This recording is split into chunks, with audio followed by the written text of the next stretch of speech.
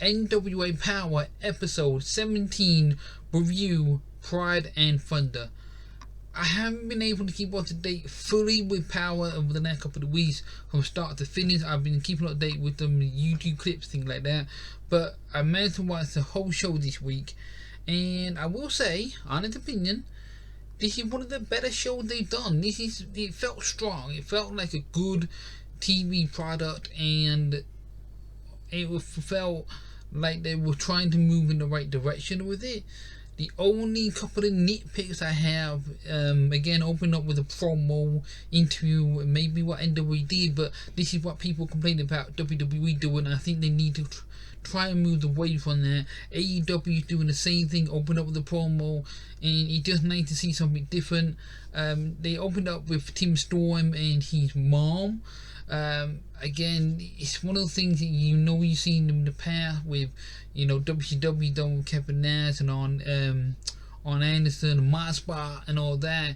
So it felt okay, but I don't think the right guy played the part of Tim Storm mom. They didn't feel like they really went all in with it. It felt like they held too much back, and to me it just felt a little flat. Like, if you're gonna do a segment like that, you need to have somebody that can give it the charisma, and it just didn't have that right charisma, the delivery to me. That delivery just felt a little bit on that Tim Storm and Mom segment. But his mom made a debut in the NWA, so then they opened up with Matt Cross, who apparently recently debuted at the pay-per-view, Hard Times. Matt Cross, I've seen some of his work. He's definitely a good athlete to watch, and I'm looking forward to seeing how they use him in the NWA.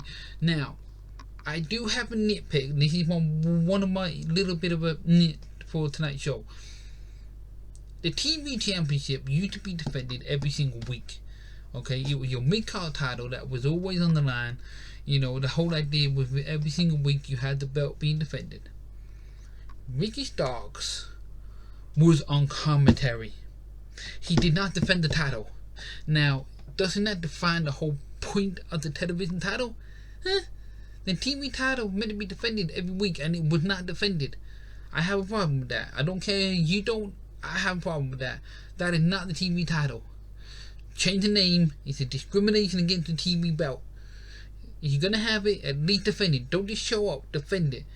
Adam Stevens done more with his belt tonight than what Ricky Starks did. Yes, he may have just won the belt. It's a brand new belt on the show. Doesn't matter. The TV title has a reputation of being defended every single week. Even Impact Wrestling did it when they called their belt the TV title. They defended it every week recently when Devon Dudley had it, before it was vacated and changed to one of the names they have for that mid-card belt. But that's beside the point. The point is, they already failed with that belt already. Now, Matt Cross versus Khalid Conley was actually a good match. I didn't mind it. I enjoyed it. It was junior heavyweight style, which is my favorite type of style to watch. I'm not calling it high flipping because it wasn't high flipping in the same way as the Young Bucks, etc. of AEW, but it was a good, solid little match for a TV show. Now, it didn't go to the complete time limit. They finished with a shooting star press from Matt Cross. They got him over. And then it was like, okay, so you seem to be doing the program with these two guys and Ricky Starks. Why not have an NWA Junior Heavyweight title? That would have made more sense than the TV title. So I'm a bit confused why they're doing this direction at the moment. It just doesn't seem authentic enough right now. So I hope they work on this a little bit better and improve it for next week and have Ricky Starks defending that title belt. Now, they moved on to another promo afterwards, and it was the Pope and the Dawsons, and he was talking about Eddie Kingston and Homicide. And Eddie Kingston come out. He's doing okay with NWA stuff. I think they're allowing him to be a bit more free. And then he brought out the Bouncers from ROH. So with the little partnership deal, I think we're going to see a lot more crossovers, which I think will help the NWA get a little bit more of a recognition. No, not recognition, because they're recognized already. It will help with their talent build, because they're only a small roster. I think they only had like what, 20 people, maybe, if that. So I think they need some more guys there to help build out the divisions a little bit more and have some more interesting fights between people. So I think it's gonna work really well between, you know, having the Bouncers and the Dawsons. It's gonna be a big old street fight brawl. You can see that coming now a mile away. So again, it's interesting how they're building this whole Pope and Eddie Kingston storyline, and when them two finally come face to face, I think that will be a good blow off. So again, I'm interested to see how that storyline goes. Then the next matchup we got were for the NWA National Championship. Aaron Stevens versus Trevor Murdoch. Now, Trevor Murdoch lost to Ricky Starks, and yet Trevor Murdoch in the National Championship picture. Something seemed a bit jumbled there, because surely, you know, even though he was a runner-up, since when did the runner-up get the shot at the title? This again feels like what WWE doing. If you lose the match, you end up getting the title, aka Buddy Murphy. So again, I don't quite understand why they gone this direction with Trevor Murdoch. It would have probably been more sense if they had a brand new challenger. But nevertheless, you know, the match itself was okay for what it was. They played on the time limit as well, which was interesting, because not many matches do that, where they go, oh, we have to make it stretch to the time limit. So you see Aaron Stevens going like this for the time. You know, they made it felt different. It felt a little bit fresh. Not the most exciting wrestling in terms of the Matt Cross and Carly match, but again, overall, it was a good, okay sided match for what it was in terms of a gimmick style matchup. It felt right. Now, that match went to a TV time limit. Why didn't the match between Matt Cross versus Ricky Starks go to a TV limit if that was going to be part of the TV picture belt? To me, there's a disconnect there between that title getting the time limit, but that title didn't. And then the matchup didn't, where it's like, well, wouldn't that make more sense in this one a little bit? You know, the TV belt, I'm going to go around on this again.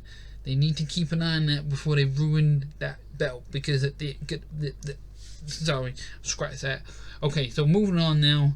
The couple of times in the show they had some last week promos and a bit of promos here and there. Well, video packages, kind of what they do. So I'm not going to go over them bit by bit, because it's just, there's a couple here and there. Then you have the NWA Womens Championship matchup. Thunder Rosa going against the previous champion, Alicia Keys. If I said that wrong, I said it wrong. I probably did. Now, this was actually a good matchup. I didn't mind this. For a women's matchup, this felt good. You had some good big moments in it throughout with Death Valley Driver, and it just felt like they incorporated everything they could. They even brought some of the other females from the division into the matchup, and they made it felt important, and that was the difference with this one. Out of the three matches tonight, the women's matchup felt the most important. You know, that was the big rematch up from the pay-per-view. Now, the only thing, they did finish it with the schoolboy roll-up, or schoolgirl roll-up, sorry. And I think that could have been done a little bit better, maybe. Like, you know, something else like a double suplex pin, and Thunder Rosa lands on top of her, so they both look strong. But I thought a schoolgirl roll up for her being the first Mexican woman champion, it just made her feel kind of like, oh, she can only win with the roll up.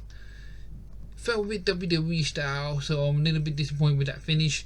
But overall, episode 17 of Pride and Thunder was a good show. Don't get me wrong, it was a good show for what it was. It's just they could have worked a little bit more in certain places and just tidy things up. I think that's where they could build a bit more on. So again, thank you for tuning in, and check out the website 2c4.club. It's still in work in progress and there's not a whole lot there yet, but there will be some more stuff coming that will be on YouTube already. I'm sort of moving them over and still keeping the channel here, just, you know, having another place where people can have a look at stuff. And thank you again for tuning in. You're always appreciated, always welcome. God bless you all, and have a great week and a great weekend. God bless.